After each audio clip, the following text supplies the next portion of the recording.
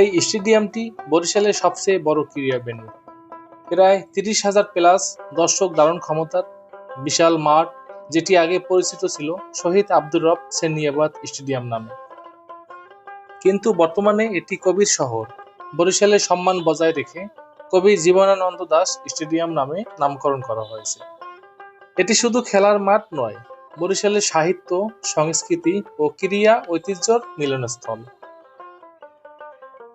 গত কয়েক বছরে এই স্টেডিয়ামে হয়েছে বড় ধরনের আধুনিকায়ন। নির্মিত হয়েছে নতুন media centre, indoor practice net, আধুনিক ড্রেসিং রুম, নতুন চেয়ার সিটিং সহ গ্যালারি, সুইমিং পুল ও জিম ফ্যাসিলিটি। গ্যালারি এখন নতুন রঙে রাঙানো হচ্ছে।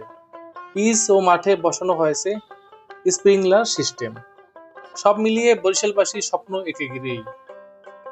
বর্তমানে স্টেডিয়ামের কাজ ৭০% বেশি শেষ হয়েছে। দেখা যাচ্ছে গ্যালারিতে বসানো হয়েছে নতুন চেয়ার, ইনডোর প্র্যাকটিস নেট পুরোপুরি প্রস্তুত, মিডিয়া ভবনের কাজও শেষ পর্যায়ে। তবে মাঠের ঘাস ও উইকেট উন্নয়নে কিছু কাজ এখনো বাকি। এজন্য স্থানীয় ক্লাবগুলো বাইরে গিয়ে অনুশীলন করছে। তবে কর্তৃপক্ষ বলছে সবকিছুই দ্রুত সম্পূর্ণ হবে। সবচেয়ে বড় খবর হলো এই স্টেডিয়ামকে বাংলাদেশ প্রিমিয়ার লিগ বিপিএল আয়োজনের জন্য বিবেচনা করছে।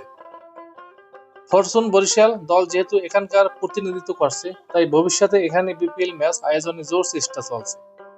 বিপিএল হলে বরিশালে আসবে বিশাল দর্শক, হবে কোটি টাকার বাণিজ্য এবং বরিশাল হয়ে উঠবে দেশের অন্যতম ক্রীড়া হাব। এই স্টেডিয়াম এখন আর শুধু মাঠ নয়, এটি আমাদের পরিচয়, গর্ব আর সম্ভাবনার প্রতীক।